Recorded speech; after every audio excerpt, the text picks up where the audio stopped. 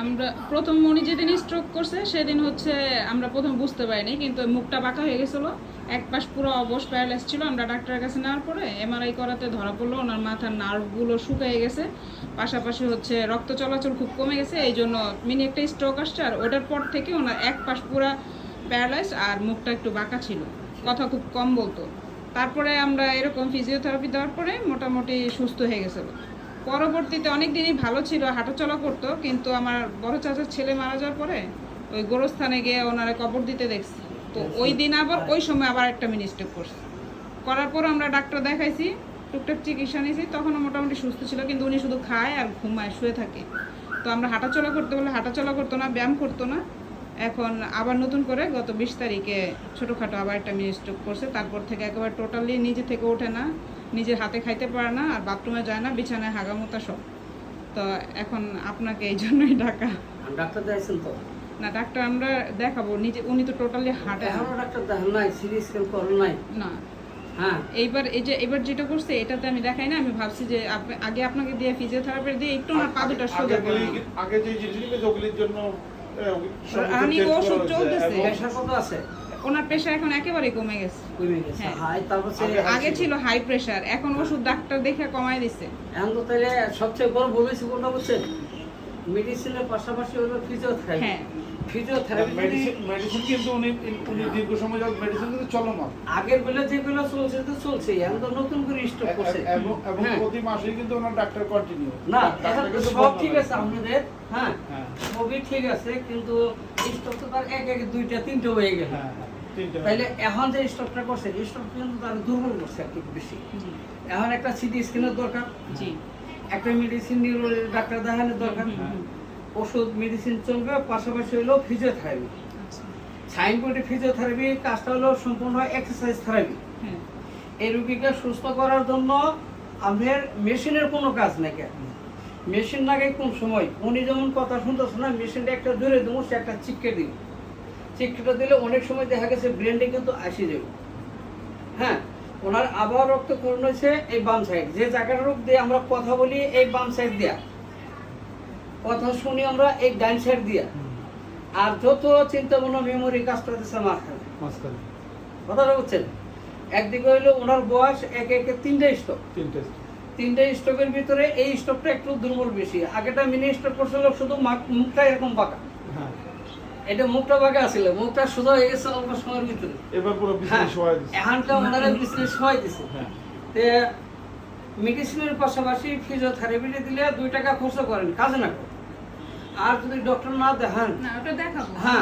Doctor তো continue লাগানো আছে। না ভাই, স্টক যে এখন করছে একটা না। সিটি স্ক্যান করার দরকার আছে, আচ্ছা, বুঝছেন না? ওটাও করবো। সেটা আমরা ডাক্তারের পরামর্শ আচ্ছা। করবো, অবশ্যই করবো। ঠিক আছে, রোগী মানে নরমালি আছে আর কি, নরমালি আছে, স্টক নরমালি আছে।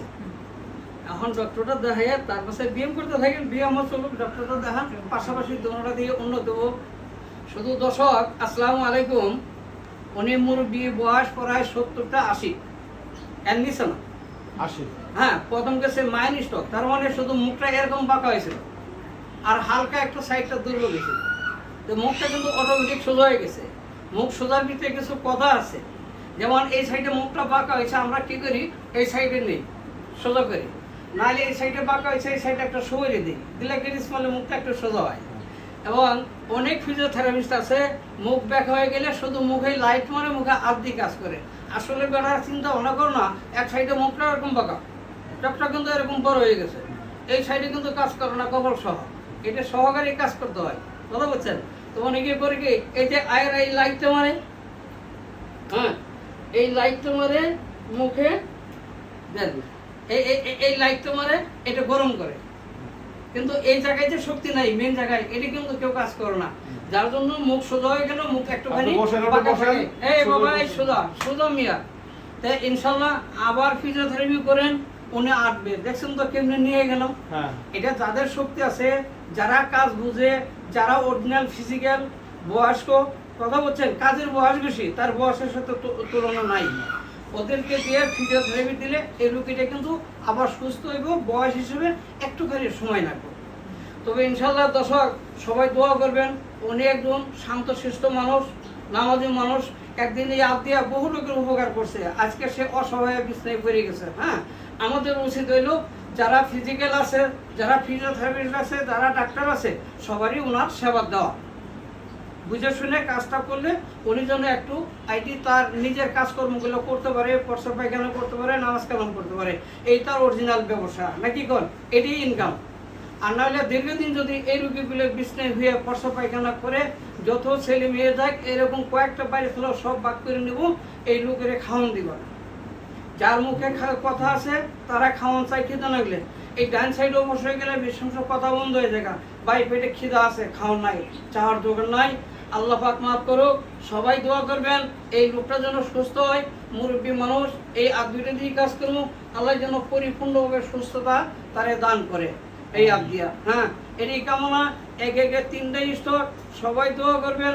আমাদের উচিত হিন্দু, বৌদ্ধ, খ্রিস্টান, মুসলমান, কি কোন যে কোনো ধর্মের লোকই হোক, সবারই আল্লাহ সৃষ্টি করছে মানুষ। আমরা মানুষ হিসেবে একজন আরেকজনের সেবা দেওয়া আমাদের কর্তব্য, দায়িত্ব।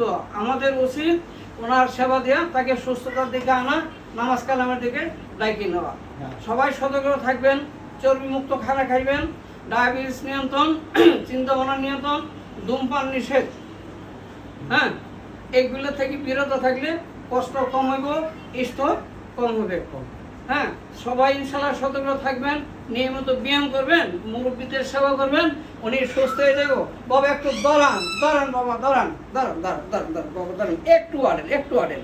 এই দেখেন বাবা, পয়সা করে ফেলেন। হ্যাঁ, এই যে দরিদ্র অভ্যাস করতেছি, এই আটা দিয়ে উনি কিন্তু তার অভ্যাস হয়ে যাবো, সে একদম পুরো হাঁটবে ইনশাল্লাহ। হ্যাঁ, সবাই কি মানুষে দোয়া করবো, ফেসবুকে আপনারা দোয়া করবেন না?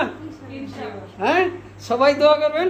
আচ্ছা, কতদিন ধরে পড়ছে, কেমন দেখতেছেন? আমার তো এই মাত্রই নিয়েছেন। আমার কাজের বয়স 30, আমার বয়স হলো 52। আমার যোগাযোগ নাম্বারটা হলো 01950165710, 01950165710। পিছনে পিছনে জানেন বাবা, আমাকে শুরু করেন। আর না, আপনি পিছনে দিয়ে দেন, চলেন।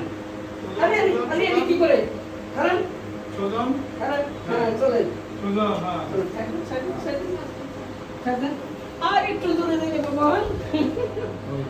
দাঁড়ান দাঁড়ান, দাঁড়ান, পিছনে যান, পিছনে যান, ইনশাল্লাহ পিছনে যান, পিছনে যান, পিছনে যান। ওকে, আল্লাহ হাফেজ।